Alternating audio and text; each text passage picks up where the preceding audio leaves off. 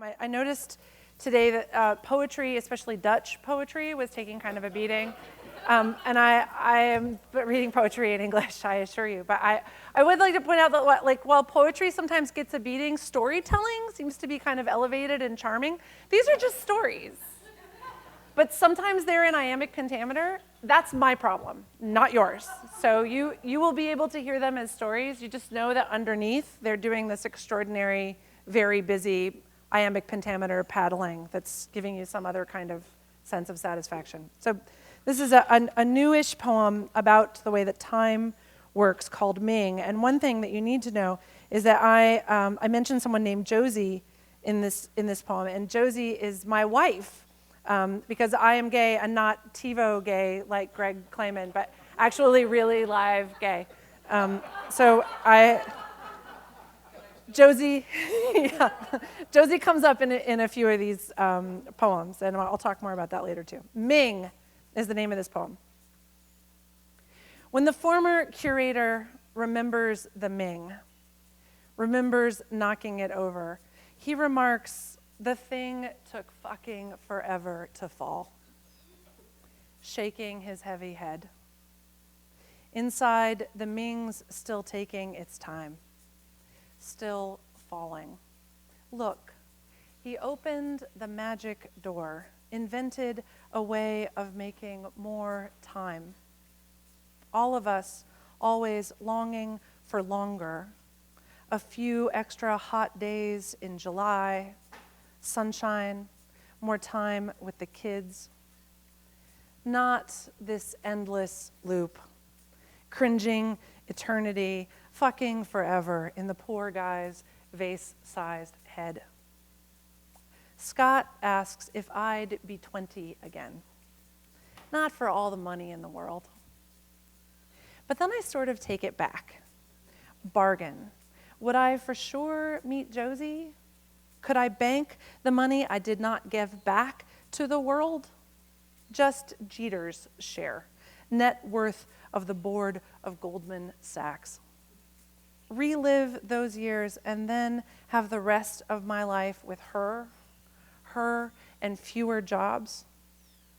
A car, dishwasher, dryer, new roof, newer shoes, Josie's never swollen, one shift a week knees.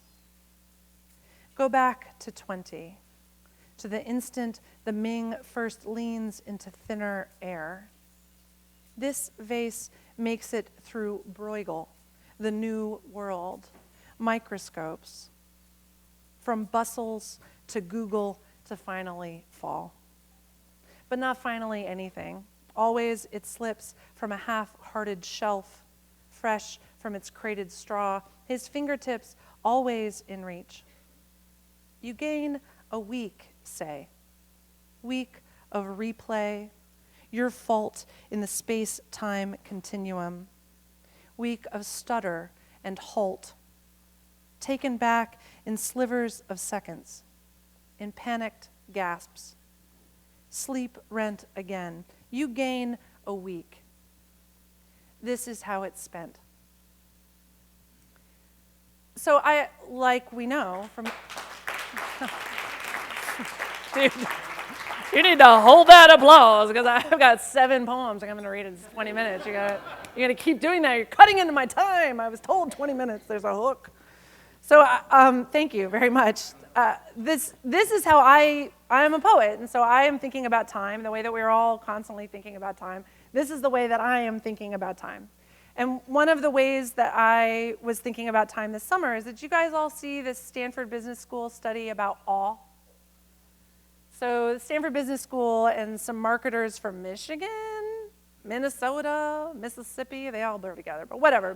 Marketers and some Stanford Business School people, they did this study because we're all consumers. And because we are all not human beings at all, we're first, to the Stanford Business School, definitely we are first consumers. We are consumers, and they wanted to manipulate us into having a kind of feeling. And the feeling they wanted us to have was, I want to spend some money. So they're giving us, like, if you feel happy, do you want to spend more money? If you feel sad, do you want to spend more money? If you feel awe, do you want to spend more money? And what they discovered by mistake is if you feel awe, you don't want to spend more money, but you feel that you have more time. So this article went on to say, we all know this from when we take expensive trips going to sunset time, climbing mountains. I was like, no. We know this because we're poets, because we're humans, and we seek out awe. And if you're looking for it all the time, I saw it like 90 times today. You guys are amazing. I had like Mai Tais in the pool that I was like, I could write about this all night. Like if you are a poet, you are constantly shopping, because we are consumers. You are constantly shopping for these moments of awe, because then you can parlay them into something on the page that means something to you. And if you want that thing to be on the page, then you've got all the time in the world to do that. You've bought yourself a lot of time by having a moment of awe. And once you start looking for awe, then you're going to find it more and more because you're looking for it. So I'm going to read you some more poems about just stumbling into awe because I was looking. The first one I wanted to read for Rafe because it has got an illuminated manuscript in it. So, Annunciation. When I take 12 high school students into special collections, the curator lets them touch everything, asks if we'd like to see a book of ours. He brings out 2 illuminated manuscripts, one with initials cut out by long, dead, stupid bastards, the other perfectly preserved. He tells them, smell the vellum, tells them it's painted with powdered lapis, flakes of gold on kid skin, stretched and scraped. Someone's touched the first initial until it's rubbed away, edges darkened, hazy. He explains red letter days, shows them strawberries and thistle, golden vines, forget-me-nots, Florentine flourishes, a green parrot, a much-beloved Annunciation. Mary, suspicious in her lapis robes, her double chin doubting, perhaps one eyebrow raised. The angels in crisp white robes, green and purple wings, bringing her a scroll like a fortune in a fortune cookie. He holds it and waits. Her raised hand, not a benediction, more like, just hold it right there. A peacock on the facing page, Mary's in a mullioned, windowed stone room. Green carpet, canopy bed behind her. Any girl would love a room like that. Her red and gold book holding her place for once this angel's gone. The halo more gorgeous than his wings. A little nicked where the prayerful have rubbed for luck or piety, the flowered border worn away. Other pages, Lazarus fresh from a subterranean spa, nights stabbing all the wrong babies, are worn too, but not as much. We love an Annunciation. Fra Angelico's tiny doves on golden beams, this anonymous monk's patient angel, his peacock wings. She was just sitting there with her prayer book, and look what happened. Something amazing could happen to any one of us at any time. You might be that important. You never know.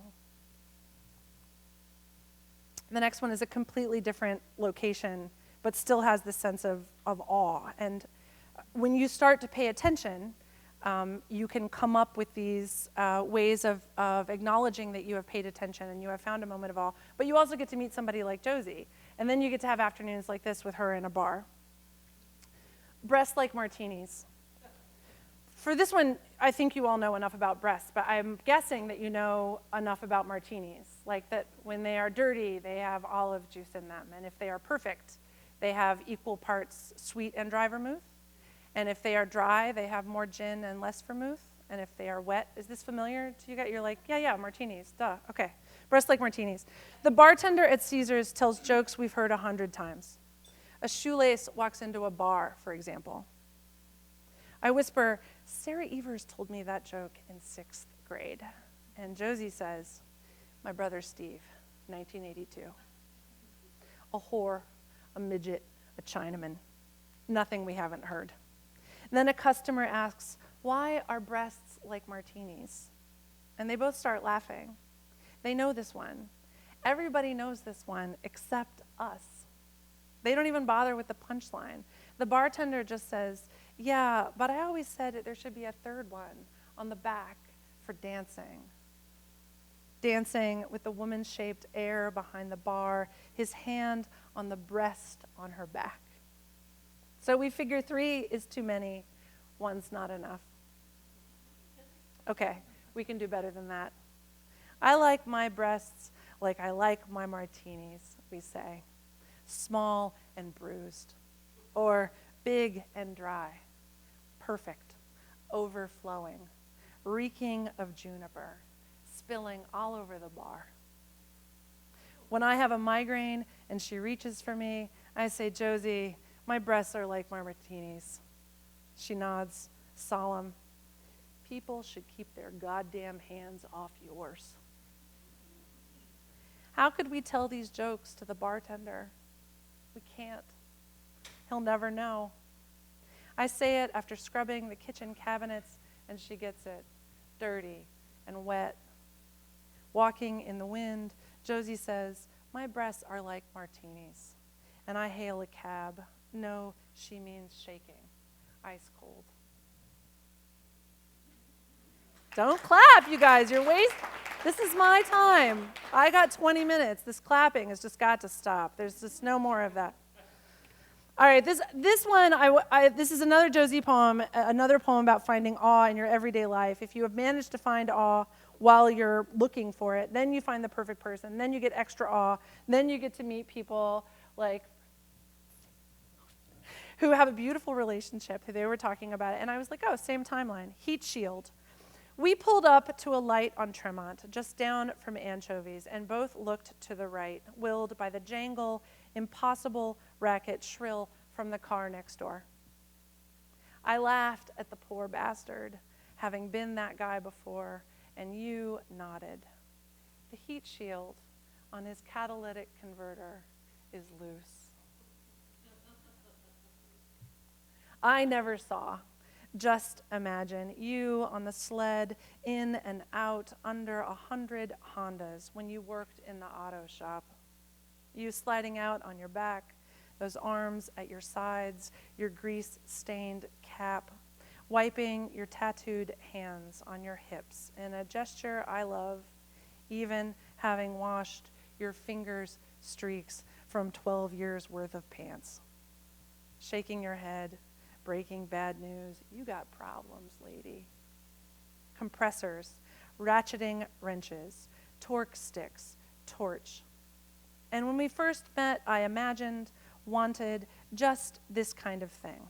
Some shared everyday errand with crepey arms and silver hair, and still this cracking up. Impossibly complex codes of reference, flirting, teasing, quoting 10-year-old conversations. I love to travel, our catechism. Lines from The Hunger, The Thin Man, Candle Shoe. Call and response. One time a package arrived, marked Frigale, changed our lives for good. How could anyone give up on a marriage like this one and start from scratch? They couldn't. And lose all these good jokes? Josie, today you're 45 years old. Here is what it is like to be in love with you. Each day fresh with the gift of it. Fierce nose sting of tears. Quick breath out of nowhere. Here's the best part. Each time, each moment you do that, each heat shield, each first down, each perfect pour, compresses, ratchets, torques, illuminates the others, remembered or imagined. Each text, each timed I hoped for a future together, one half as good as this one. It's taxes and peonies. It's take your pill. Starting with the first time I saw you, May 2nd, 1999, in the Charles Street Playhouse, when I didn't know seeing a stranger's face could do that, when I didn't know you, didn't yet know you and me. I have 3 more poems. Thank you for not clapping, because come on now. You can clap so much at the end. I'm moving along here. I want you to be able to talk to your friends, and then we'll be done then. So 3 more poems. This one is called Accident, Mass Ave, and this is another one about just being ready, because you never know when you're going to be filled with awe. You've got to be constantly ready. And if you're vigilant, then you will have more time than you know what to do with. Accident, Mass Ave. I stopped at a red light on Mass Ave in Boston, a couple blocks away from the bridge. And a woman in a beat-up old Buick backed into me. Like, cranked her wheel, rammed right into my side. I drove a Chevy pickup truck. It being Boston, I got out of the car yelling, swearing at this woman, a little woman whose first language was not English. But she lived and drove in Boston too, so she knew, we both knew, that the thing to do is get out of the car, slam the door as hard as you fucking can, and yell things like, "What the fuck were you thinking? You fucking blind? What the fuck is going on? Jesus Christ." So we swore at each other with perfect posture, unnaturally angled chins. I threw my arms around, sudden jerking motions with my whole arms, the backs of my hands toward where she had hit my truck. But she hadn't hit my truck. She hit the tire. No damage done. Her car was fine too. We saw this while we were yelling, and then we were stuck. The next line in our little drama should have been, "Look at this fucking dent. I'm not paying for this shit. I'm calling the cops, lady." Maybe we'd throw in a, "You're in big trouble, sister." Or, "I just hope, for your sake, there's nothing wrong with my fucking suspension." That sort of thing. But there was no fucking dent. There was nothing else for us to do. So I stopped yelling, and she looked at the tire she'd backed into, her little eyebrows pursed and worried. She was clearly in the wrong. I was enormous, and I'd been acting as if I'd like to hit her. So I said, "Well, there's nothing wrong with my car, nothing wrong with your car. Are you okay?" She nodded and started to cry. So I put my arms around her, and I held her, middle of the street, Mass Ave, Boston, a couple blocks from the bridge. I hugged her, and I said, "We were scared, weren't we?" And she nodded, and we laughed. All right. Thank you. There's 2 more. Because, here you go. You're looking out for awe. You're finding awe. You have more time. You meet the perfect person. You're crying. "Oh my God, you've made me so happy. Thank you. I hope it's not an allergy. Just tell me you're crying." So then you've got all this extra time, and you're writing these beautiful poems, and it's so great because there's so much awe, and you're just relaxed all the time because you've got. So what are you going to do with all this extra time? Here's what I recommend: volunteer in the prisons. I've been teaching in the prisons for 14 years, and it is a tremendous privilege to be able to enter 7 completely secured doors and go into another country where you are the absolute best thing that is happening to anybody you're talking to all week long. It's completely different from anything else in your life, and I have 2 poems about that. But that's then when now you're like, "Oh, I've followed Jill's advice, and I have so much free time, and I just don't know what to do with myself." Then email me, and I will give you lots of good advice about working in the prisons. You'll probably find your own, like, this is good for the world thing, but really the prisons, I'm telling you, is the best. So work in the prisons. That's my end game. Women's prison every week. Lockers, metal detectors, steel doors. CO to CO, different forms, desks, mouth open, turn. So slow, I use the time to practice patience, grace, tenderness for glassed-in guards. The rules recited as if they were the same rules every week. I can wear earrings. I cannot wear earrings. I can wear my hair up. I cannot wear my hair up. I dressed by rote, cords in blue or brown, gray turtleneck, black clogs. The prisoners, all in gray sweatshirts, blue jeans, joked I looked like them, fit in. I didn't think about it until I dreamed of being shuffled in there, locked up, hustled through the heavy doors. In the dream, the guards just shook their heads, smirked when I spelled out my name, shook the freezing bars. Instead of nightly escorts out, I'd stay in there forever. Who would know? So I went to Goodwill, spent $10 on pink Angora, walked back down those halls a movie star. When I stood at the front of the class, there rose a sharp collective sigh. The one who said she never heard of pandering until the arraignment said, okay, I'm going to tell her. Then she told me, freedom is wasted on women like me. They hate the dark cotton jeans they have to wear, each one a shadow of the other, their whole sentence. You could wear red, she accused. Their favorite dresses, silk slips, wool socks, all long gone, bagged up for sisters, moms, maybe Goodwill. Maybe I flicked past them looking for this cotton candy pink Angora cardigan, pearl buttons.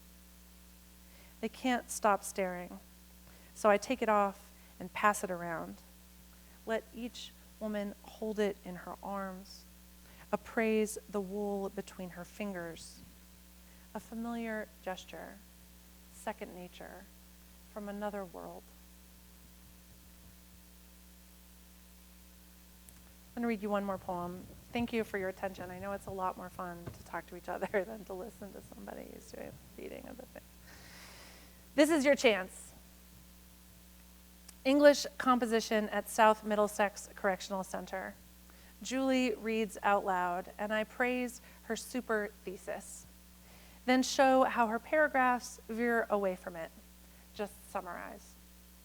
And is she pissed? Too pissed to listen when her classmates try to help. Amanda offers Act 2, Scene 1, Now I Do Love Her Too, as evidence of Iago's state of mind. But Julie's shutting down, frowning at her handwritten draft, writing that took her weeks. Hey, Julie, I say. Julie doesn't look up. Says, what? Says, I hate this stupid paper now. So I say, hey, Julie, Amanda's helping you. Write down what she's saying. She says, I'm aggravated. I think they take classes on naming their feelings. I say, I know it, but you need to pull it together or you'll end up screwing yourself. This is your chance. We're all quiet, breathing together, willing her to break out of this. Then, a little miracle. I look around the room and see that everyone is beautiful. Each did something special with her hair. Hey, I say again. I say hey a lot in prison. Hey, wait a minute. What's up with everybody's hair? Mabel got a haircut. Ellie's hair is long and black and gleaming down her back. Amanda's in French braids. Julie's freshly blonde, down to the roots. You guys all look great. They laugh. They're happy, I noticed. Thank God I noticed. Now, for a minute, we are women in a room talking about their hair.